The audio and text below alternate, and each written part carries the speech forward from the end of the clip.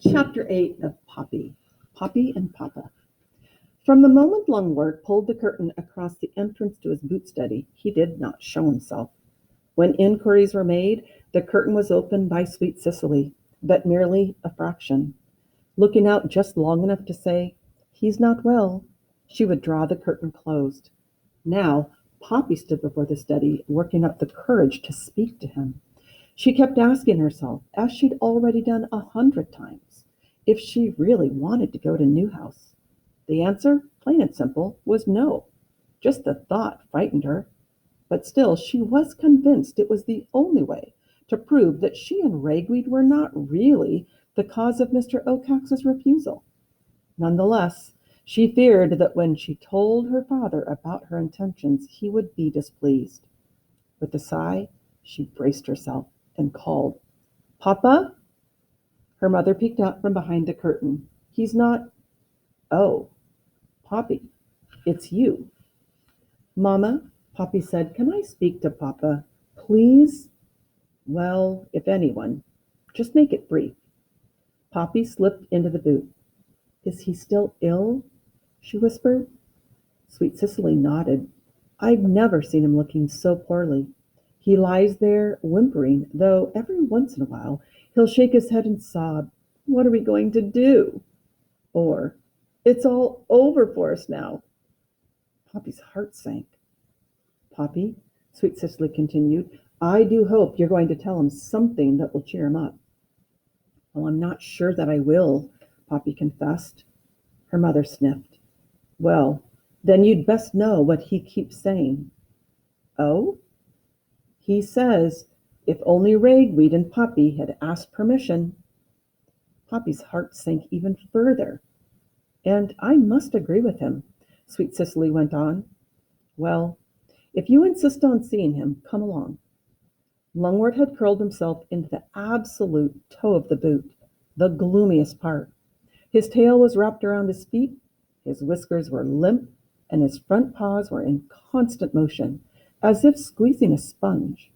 Poppy thought his fur had grown grayer, too. Sweet Cicely leaned over him. "Lungwort, dearest, it's Poppy, come to visit." Lungwort shook his head and mumbled as if holding an argument with himself. Poppy came forward. "Papa?" she said. Lungwort looked up and stared fixedly at his daughter. "Doomed," he said mournfully. "Who is?" "The whole family." "But—" "If rules aren't followed," he began, but stopped to shake his head. "No, no, it's my fault." "What do you mean?" "If I had raised you properly, you would never have gone to Bannock Hill without asking permission, and none of this would have happened. I accept full responsibility." His tail swished in dismay, and he started squeezing his paws again. Poppy appealed to Sweet Cicely with a look, but her mother was gazing piteously at Lungwort. "Papa," Poppy said, "I have an idea that there may be another reason why Mr. Oakhax refused us." Lungwort sniffed. "You're too young to have ideas." Poppy didn't protest, but pressed on.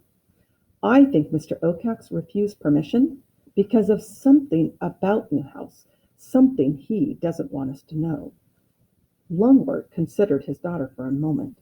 Suddenly his whiskers stiffened and he bared his front teeth. "That Ragweed," he snarled with anger. "He's twisted your mind. He's the cause of all this."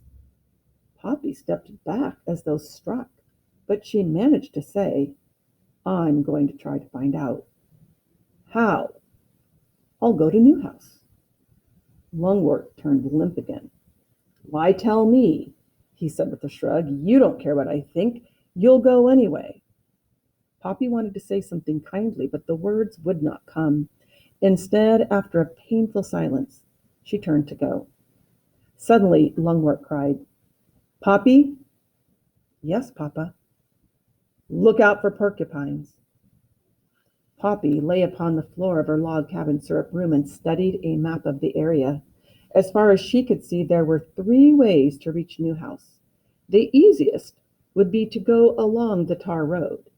But if she took that route, she'd be traveling in the open.